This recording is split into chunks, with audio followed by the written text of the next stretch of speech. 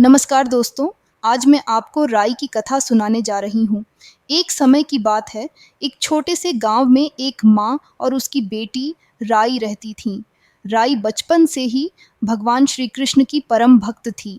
उसकी भक्ति इतनी गहरी थी कि वह मन ही मन हमेशा भगवान से विवाह का स्वप्न देखती रहती थी। वह कहती, मेरे स्वामी तो सिर्फ श्री कृष्ण ही हो सकते हैं। राई की भक्ति और इच्छा को परखने के लिए भगवान श्री कृष्ण ने धरती पर आने का निश्चय किया। उन्होंने एक डांसरी बेचने वाले का वेश धारण किया और गांव में आवाज लगाई, डांसरी ले लो, सुंदर सुंदर डांसरी। राई ने यह आवाज सुनी और अपनी माँ से कहा, मुझे भी डांसरी चाहिए। माँ ने जवाब दिया, हमारे पास पैसे नहीं हैं, घर में जो थोड़ी सी बाजरी पड़ी है उसे ले जाकर डांसरी ले आ।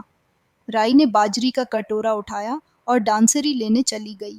जब वह भगवान के पास पहुंची और बाजरी देकर डांसरी मांगी तो श्री कृष्ण ने बाजरी पर फूंक मारी। जैसे ही उन्होंने ऐसा किया, बाजरी का एक छोटा सा तिनका उड़कर राई की आंख में चला गया। राई तिनके की वजह से जोर जोर से रोने लगी। भगवान वहां से अंतर्ध्यान हो गए और कुछ देर बाद एक वेद का रूप धारण कर राई के घर पहुंचे। उन्होंने दरवाजे पर आवाज लगाई, किसी को मदद चाहिए क्या? राई की माँ बाहर आई और बोली, मेरी बेटी की आंख में तिनका चला गया है, कृपया इसे निकाल दीजिए। भगवान ने कहा, मैं तिनका तो निकाल दूंगा, पर इसके बदले आपको राई का विवाह मुझसे करना होगा। माँ ने भगवान की यह शर्त मान ली। भगवान ने तिनका निकाला और राई से सगाई कर ली। विवाह के लिए कार्तिक मास के शुक्ल पक्ष की तिथि निश्चित की गई।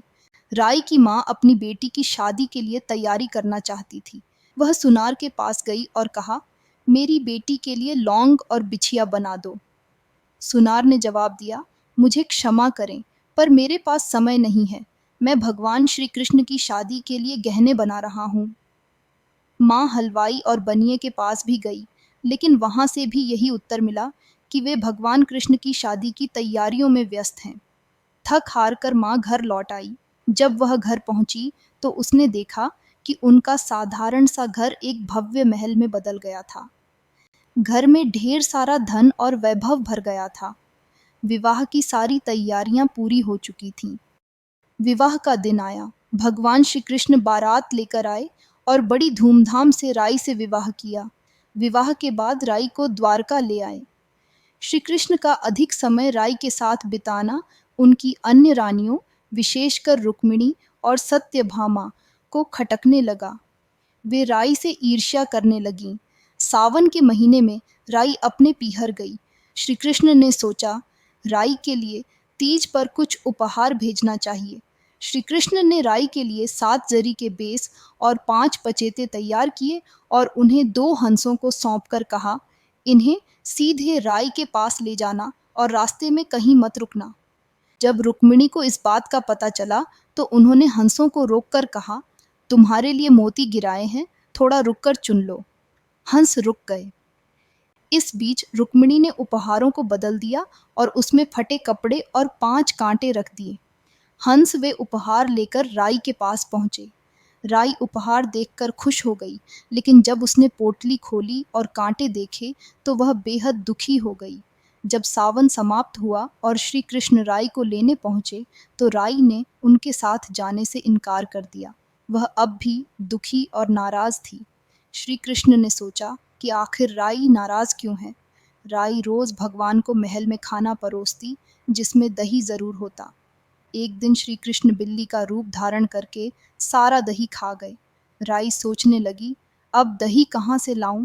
तभी श्री कृष्ण गुजरी का वेश धारण कर दही बेचने पहुंचे। उन्होंने राई से कहा, क्या बात है, तुम उदास लग रही हो। हमने सुना है कि तुम भगवान से नाराज हो। राई ने कहा, तुमसे क्या मतलब, यहाँ से जाओ। गुजरी बनी भगवान ने कहा, हम तो तुम्हारी सहेली जैसे हैं, अपनी बात हमें बता सकती हो, हम किसी को नहीं बताएंगे। राई ने सारा हाल गुजरी को सुना दिया। भगवान तुरंत अपने असली रूप में प्रकट हो गए। उन्होंने कहा, यह कैसे हो सकता है? मैंने तो जरी के कपड़े और सोने के 5 पछेते भेजे थे। भगवान ने हंसों को बुलाया और पूछा, तुमने रास्ते में कहीं रुकने की गलती तो नहीं की? हंसों ने जवाब दिया, हम रुक्मिणी के महल में रुके थे। भगवान ने रुक्मिणी से पूछा, तुमने ऐसा क्यों किया? रुक्मिणी ने उत्तर दिया, आप हमारा महल छोड़कर राई के महल में रहते हैं, इससे हमें ईर्ष्या होती है। भगवान श्री कृष्ण ने कहा, यदि तुम हमें प्रेम से बुलाती तो हम अवश्य आते। उन्होंने सबको मनाने के लिए ये घोषणा की, कार्तिक मास राई को समर्पित होगा, 5 दिन पचतीत्या रुक्मिणी को मिलेंगी और 11 दिन सत्यभामा को समर्पित होंगे। इस प्रकार भगवान ने सबका मन जीत लिया और अपनी सभी रानियों को समान प्रेम दिया। अगर आपको यह वीडियो पसंद आया हो तो इस वीडियो को लाइक करें, शेयर करें, कमेंट में अपनी राय दें और हमारे चैनल को सब्सक्राइब करना न भूलें।